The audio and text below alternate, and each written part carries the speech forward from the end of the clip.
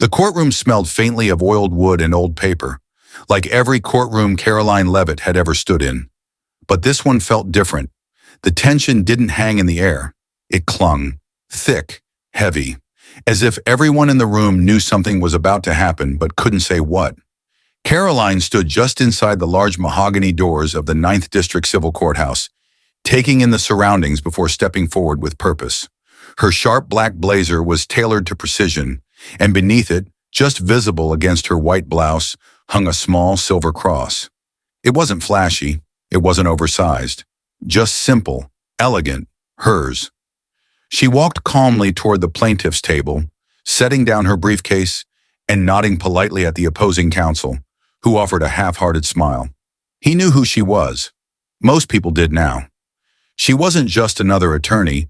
She had made waves across the country, defending conservative causes others were too afraid to touch. To some, she was a rising star. To others, a threat. The bailiff announced the court's commencement as Judge Raymond Ellison entered the room. Everyone rose. Judge Ellison was known for being a man of rigidity, mid-60s, sharp features, no nonsense. Some said he had a brilliant legal mind. Others whispered that he let his biases sit too close to the bench.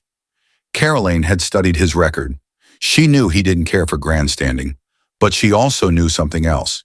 He had ruled against more religious liberty cases than he had supported, and now she could feel his gaze settle on her.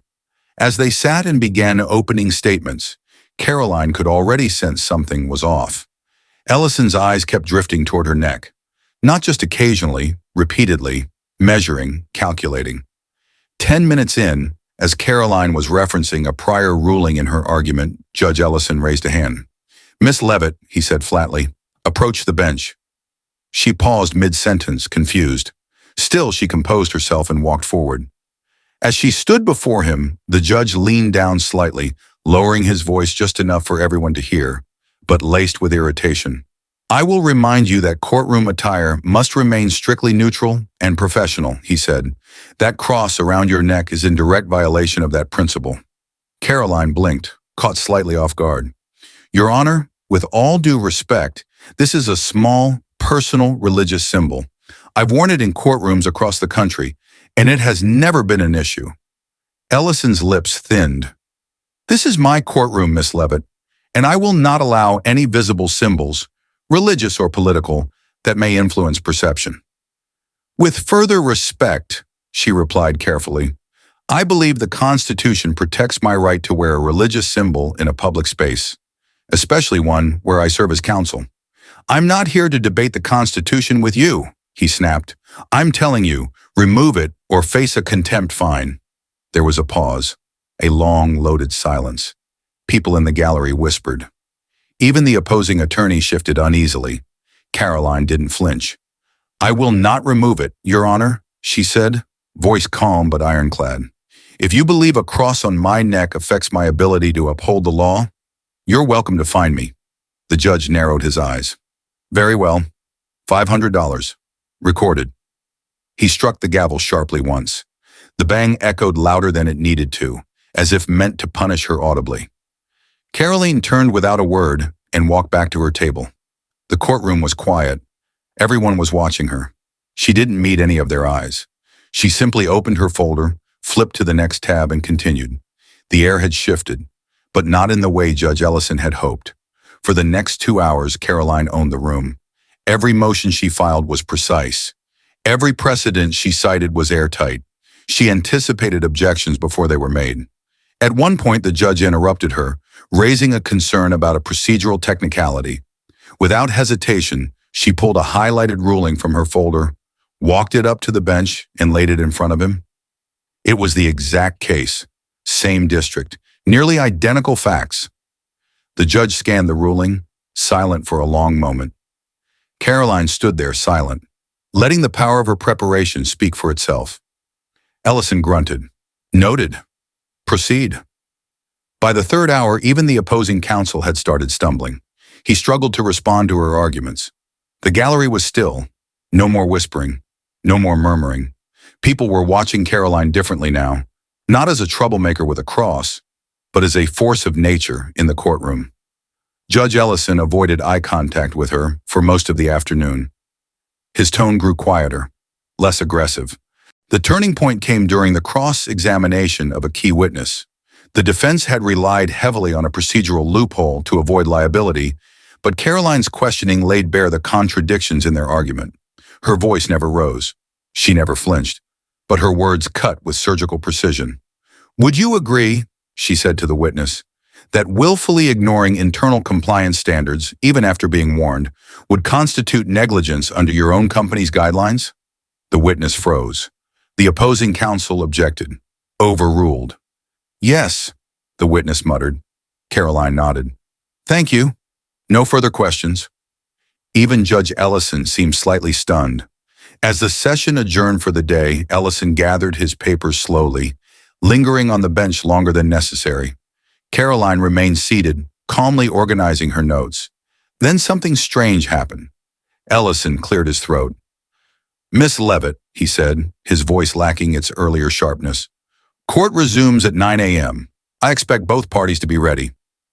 "Yes, Your Honor," she replied politely. He hesitated, just a second too long, then added, "You're well prepared." A flicker of a smile crossed her lips. "Thank you, Your Honor." He gave a short nod, then turned and disappeared through the door behind the bench. As the courtroom emptied, one of the young law clerks leaned toward Karoline as she packed up her briefcase. "I've never seen him back down like that," he whispered. Karoline looked up at him, expression unreadable. "I didn't ask him to back down," she said. "I just did my job." She walked out of the courtroom the same way she entered it, confident, calm, and still wearing the small silver cross around her neck. She had been fined for it, silently rebuked, publicly challenged. But she hadn't needed to argue about faith. Her skill had done the talking. And deep down, Judge Ellison knew he had tried to put her in her place and instead had to reckon with her brilliance. The next morning, the courtroom was already buzzing when Karoline Leavitt arrived. The fine she'd been given the day before had made its way through legal circles overnight. Clerks were whispering. Attorneys at nearby benches exchanged glances as she passed. She heard her name mentioned more than once, soft, urgent tones behind cupped hands. But she didn't break stride. Her pace was calm, deliberate, heels tapping against the floor like punctuation to her quiet defiance. The cross was still around her neck, unmoved, unbothered, imperfectly visible. When she walked through the double doors of courtroom 4B, she did so with the same composure she had carried the day before. But something was different. The court staff, those who had mostly avoided eye contact yesterday, nodded as she passed. The gallery was more full than usual. Law students had filed in. Even a few members of the press were seated near the back, subtle cameras hidden behind tinted glasses and notepads. They'd all come expecting something. A fight, a reprimand, a woman put in her place. But Karoline had already flipped that narrative. She took her seat. The opposing counsel barely looked up this time. He'd been embarrassed, cornered by someone half his age and twice his sharpness. At exactly 9 a.m., Judge Ellison emerged again from behind the curtain. Everyone rose. Karoline met his eyes for a single second. He hesitated before sitting down. That 1 second, it said everything. "Be seated," he said quickly. Today he didn't bother glancing at her necklace. Today there was no mention of the cross. They resumed testimony. The defense tried to regain their footing, introducing a string of procedural objections. Karoline countered each one without so much as raising her voice. At times it seemed like she was barely trying. Her confidence had a way of making things feel effortless. But everyone in the room knew how much work it took to make something look that easy. The witness they brought to the stand fumbled more than once under her questioning. At one point, Karoline placed a document on the projector, slowly highlighting a section with her laser pointer. "Could you please explain," she said, calm and razor sharp, "why this line from your own compliance report contradicts your testimony from just 5 minutes ago?" The witness stammered. The defense attorney objected again. "Overruled," Judge Ellison said. Quickly. Again, that slight hesitation. He knew. She had him boxed in. The morning passed with Karoline clearly in command, but it was during the lunch recess that everything shifted. Karoline remained in the courtroom, reviewing notes, when a low voice caught her attention. Miss Leavitt. She looked up. Judge Ellison was standing near the bench, robe loosened, papers in his hand. She stood instinctively. Your Honor? He didn't approach, but he didn't walk away either. I reviewed your brief again this morning. She waited. There's a clarity in your argumentation I don't often see in attorneys of your experience level. Karoline tilted her head slightly, unsure if that was meant to be a compliment or an insult. I appreciate that, sir. Ellison nodded slowly, eyes flicking to the cross at her neck, just briefly.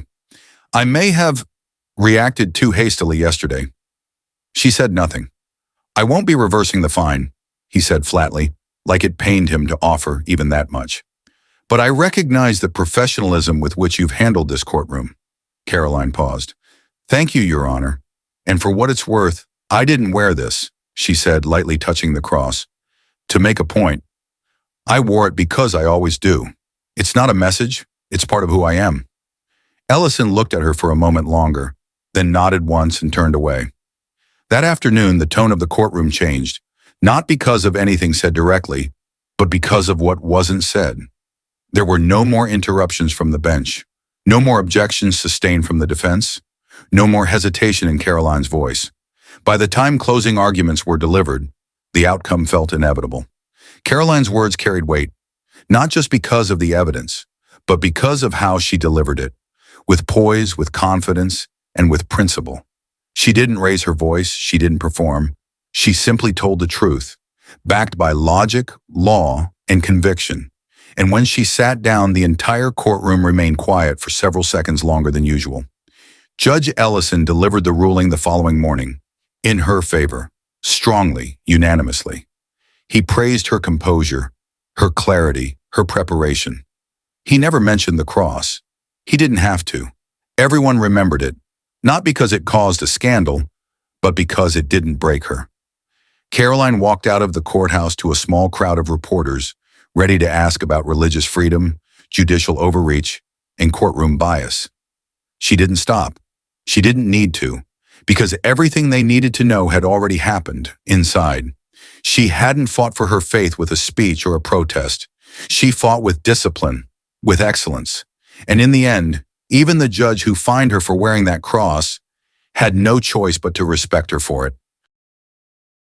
Don't forget to like and subscribe for more stories that inspire and challenge us to grow. What would you have done if you were in her shoes? Let us know in the comments below.